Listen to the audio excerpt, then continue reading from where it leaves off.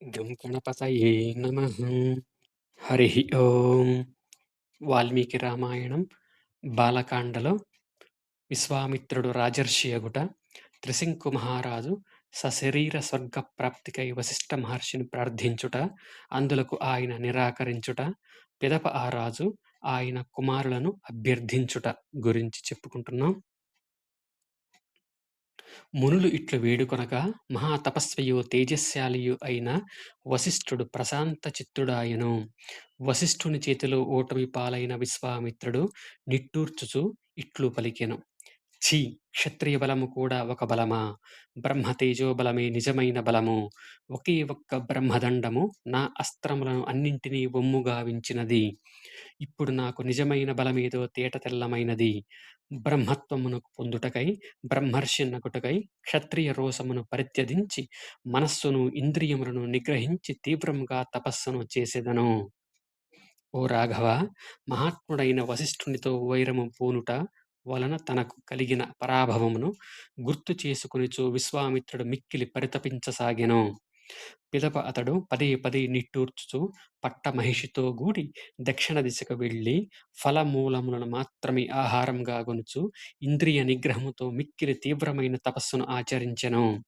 అక్కడ ఆయనకు హవిష్యందుడు, మధుష్యందుడు, దృఢనేత్రుడు, మహారథుడు అను నలుగురు పుత్రులు కలిగిరి. వారు సత్యవచనులు, ధర్మపరాయణులు. అతడు 1000 సంవత్సరములు తీవ్రముగా తపస్సునర్చిన పిమ్మట సృష్టికర్త అయిన బ్రహ్మ ప్రత్యక్షమై మహాతపస్వి అయిన ఆ విశ్వామిత్రునితో ఇట్లు నుడివెను. ఓ కౌశికా! నీవు నీ తపశ్శక్తిచే రాజర్షులు పొందెడి లోకములను జయించితివి. నీవు ఆచరించిన ఈ తపశ్చర్యను బట్టి నిన్ను రాజర్షిగా గుర్తించుచున్నాను. లోకములను సృష్టించువాడును మహా తేజస్వియు అయిన బ్రహ్మదేవుడు ఇట్లు పలికిన పిదప తన సత్యలోకమునకు వెళ్ళెను. ఆయన వెంట వచ్చిన దేవతలను దివికేగరి. విశ్వామిత్రుడు బ్రహ్మవచనములు విని సిగ్గుతో తల వంచుకొనెను. మరియు తీవ్రమైన దుఃఖమునకు లోనై కోపముతో ఇట్లనుకొనెను. నేనింతటి తీవ్రమైన తపస్సునర్చినను సమస్త దేవతలను ఋషీశ్వరులను నన్ను రాజర్షిగా మాత్రమే గుర్తించిరి. నా తపస్సునకు తగిన ఫలము దక్కలేదని ఏ తలంతును. ఓ రామ!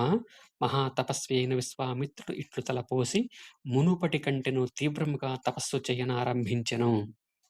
ఇదే కాలమున ఇక్ష్వాకు వంశ ప్రముఖుడైన త్రిశంకు మహారాజు వర్ధిల్లుచుండెను. అతడు సత్యవాది, జితేంద్రియుడు, అన్ని విధములుగా ఖ్యాతికెక్కినవాడు. ఓ రఘువర! గొప్ప యజ్ఞములను నర్చి తత్ప్రభావమున దేవతలకు నివాస భూమి అయిన స్వర్గమునకు సశరీరంగా వెళ్ళవలెను అని అతనికి బుద్ధి పుట్టెను. వెంటనే అతడు వశిష్ఠ మహర్షిని ఆహ్వానించి ఆయనకు తన సంకల్పమును తెలిపెను. అంతట మహాత్ముడైన వశిష్ఠుడు అది అసాధ్యము అని వచించెను. వశిష్ఠుడు తన కోరికను నిరాకరింపగా ఆ రాజు దక్షిణ దిశగా బయలుదేరెను. తన మనోరథ సిద్ధికై వశిష్ఠుని పుత్రుల కడకు వెళ్ళెను. అచట దీర్ఘకాలము నుండి తపమునరించుచు తేజోమూర్తులయ్యున్న పెక్కుమంది వశిష్ఠ పుత్రులను మహా తేజస్వియగు త్రిశంకువు దర్శించెను. అతడు మహాత్ములైన గురుసుతులందరినీ సమీపించి క్రమముగా వినయముతో వారికి ప్రణమిల్లెను. పిమ్మట లజ్జతో తల వంచుకొని అంజలి ఘటించి ఆ మహానుభావులతో ఇట్లు విన్నవించుకొనెను. మీరు అనన్య శరణ్యులు. ప్రపత్తితో మిమ్ము శరణజొచ్చుచున్నాను. నన్నాదుకొనుడు. మీకు పుణ్యముండును. మహాత్ముడైన వశిష్ఠ మహర్షిచే నేను నిరాకరింపబడితిని. నేనొక మహాయజ్ఞమును చెయ్యదలచితిని. దానికి మీరు అనుజ్ఞయిండు. గురుపుత్రులైన మీ అందరికిని నమస్కరించి మిమ్ము వేడుకొనుచున్నాను. తపమనరించుచున్న బ్రహ్మవేత్తలైన మీకు శిరసా ప్రణమిల్లి ప్రార్థించుచున్నాను. నేను సశరీరముగా దేవలోకమును పొందగోరుచున్నాను. నా మనోరథ సిద్ధికై పూజ్యులైన మీరు విచ్చేసి నాతో యజ్ఞమును జరిపింపగలరు. ఓ తపోధనులారా! ఈ విషయమున వశిష్ఠముని చేత నేను తిరస్కరింపబడితిని. యజ్ఞ కార్యసిద్ధికై గురుపుత్రులైన మిమ్ములను ఆశ్రయించుట తప్ప నాకు మరి ఒక మార్గము కనిపించుటలేదు. ఇక్ష్వాకు వంశ ప్రభువులందరికిని పురోహితుడైన వశిష్ఠుడే వారికి పరమగతి. విద్వాంసులైన పురోహితులు రాజులను సర్వదా ఉద్ధరించుచుందురు. మీరు వశిష్ఠుని ఎంతటి వారు అందువలన పూజ్యులైన మీరే మాకు రక్షకులు. ఓ శ్రీరామ! త్రిశంకు వచనములు వినిన పిమ్మట వశిష్ఠ మహర్షి పుత్రులు నూరుగురును మిక్కిలి క్రుద్ధులై ఆ రాజుతో ఇట్లు నుడివిరి. ఓ దుర్బుద్ధి! సత్యవ్రతుడైన వశిష్ఠుడు నిరాకరింపగా, ఆయన మాటను పెడచెవినబెట్టి, ఆయన పుత్రులమైన మమ్ము ఇట్లు ఆశ్రయించుచుంటివి. ఇక్ష్వాకు వంశ ప్రభువులందరికిని పురోహితుడైన వశిష్ఠుడే పరమ గురువు. సత్యవాది అయిన ఆ మహర్షి వచనము అతిక్రమింపరానిది. పరమ పూజ్యుడైన ఆ మహర్షి, నీవు సశరీరముగా దివికేగుట అసాధ్యము అని నుడివెను కదా! అట్టి యజ్ఞమును నీచే మేము ఎట్లు జరిపింపగలము? ఓ రాజా! నీవు మూర్ఖుడవు. ఇక నీవు నీ నగరము ఇంటి దారి పట్టవచ్చును. పూజ్యుడకు వశిష్ఠుడు ముల్లోకములలో ఎవరిచేనైనను యజ్ఞము చేయింప సమర్థుడు. ఆయన మాట కాదని మేము నీచే యజ్ఞము జరిపింప ఆయనను ఎట్లు అవమానింపగలము?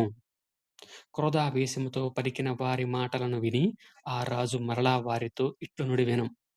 గురువైన వశిష్ఠుడును అట్లే ఆ గురువుగారి పుత్రులైన మీరును నన్ను తిరస్కరించితిరి. ఓ తపోధనులారా, మీకు శుభమగుగాక. నేను మరియొక దారి చూచుకొందును, మరియొకరిని ఆశ్రయింతును.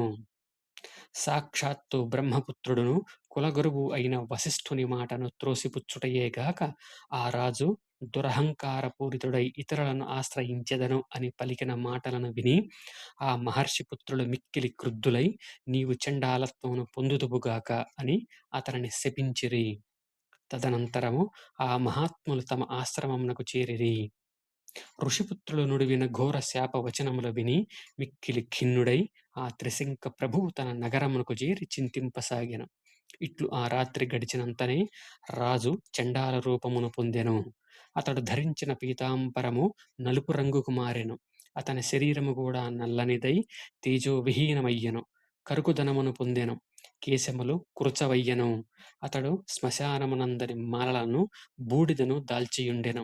అతని ఆభరణములన్నీయును ఇనుపవయ్యెను. ఓ రామ! చండాల రూపమును పొందిన ఆ రాజును చూచి మంత్రులు అందరును భయపడి పారిపోయిరి. పురజనులను భీతితో వారి వెన్నంటి పరుగులు దీసిరి. ఓ రాఘవ! ఆ రాజు త్రిశంకువు ఒంటరివాడై రాత్రింబవళ్ళు దుఃఖముతో కుమిలిపోవుచున్నను ధైర్యము వహించి తపోధనుడును వశిష్ఠుని ఎడ వైరభావము గలవాడును అయిన విశ్వామిత్రుని కడకు చేరెను. ఓ రామ! శ్రీరామ! వశిష్ఠపుత్రుల శాపము వలన ఇహపర సుఖములకు దూరమై చండాల రూపమునున్న ఆ త్రిశంకును జూచి విశ్వామిత్రముని అతనిపై జాలిపడెను. మిక్కిలి ధార్మికుడును మహా తేజస్వియు అయిన ఆ ముని భయంకర రూపముతోనున్న ఆ రాజును చూచి కనికరము చూపి నీకు శుభమగుగాక అనుచు ఇట్లు వచించెను. మహాబలశాలివైన ఓ రాజా! నీవు వచ్చిన పని ఏమి? వీరుడవైన ఓ అయోధ్యాపతి! ఎవరి శాప వలన నీకు ఈ చండాలత్వము దాపురించినది? పెద్దలతో మాట్లాడుటలో కుశలుడైన ఆ రాజు మహర్షి మాటలను విని అంజలి ఘటించి తనకు చండాలత్వం ప్రాప్తించుటకు కారణమైన శాపమును గూర్చి వాక్చాతుర్యము గల విశ్వామిత్రునకు ఇట్లు వివరింపసాగెను. సశరీర స్వర్గ ప్రాప్తి కలుగవలెనను నా కోరికను గురువైన వశిష్ఠుడును ఆయన కుమారులను తిరస్కరించిరి. ఆ కోరిక నెరవేరలేదు సరికదా! దానికి తోడు గురుపుత్రుల శాప కారణముగా నాకు ఈ చండాల రూపము ప్రాప్తించినది. ఓ సౌమ్యుడా! ఈ శరీరముతో స్వర్గమును పొందవలెనను వాంఛతో 100 యజ్ఞములను ఆచరించితిని. ఆ యజ్ఞ ఫలము కూడా నాకు దక్కలేదు. ఓ మహాత్మా! ఈ నా క్షత్రియ ధర్మము పైన ఎట్టి క్లిష్ట పరిస్థితుల్లోనూ ఇంతవరకును నేను ఎన్నడూను అసత్యమును పలికి ఎరుగను. ఇక ముందు పలుకబోను. అనేక విధములగు యజ్ఞములను ఆచరించితిని. ప్రజలను ధర్మమును అనుసరించి పరిపాలించితిని. గురువులను, మహాత్ములను నా సద్గుణములకును, సదాచారములకును ఎంతయో సంతసించిరి. ఓ మునీశ్వర! ధర్మ మార్గమున సంచరించుచు నేను యజ్ఞము చెయ్య సంకల్పించితిని. అందులకు వారు సుముఖత చూపలేదు. దీనిని బట్టి చూసినచో ఈశ్వరేచ్ఛయే తిరుగులేనిది. దాని ముందు పురుష ప్రయత్నము తల వంచవలసినదే. సమస్తము దైవాధీనమే. ఇహపర సుఖములన్నింటికి దైవమే శరణ్యము అని తెలియుచున్నది. నేను మిక్కిలి ఆర్తుడను, దురదృష్టవంతుడను. నాకు దైవము అనుకూలమగునట్లు చేయుటకు మీరే సమర్థులు. మీకు పుణ్యముండును. ఇంక నేను ఇతరులను ఎవ్వరిని ఆశ్రయింపను. మీరు తప్ప నన్ను ఆదుకొన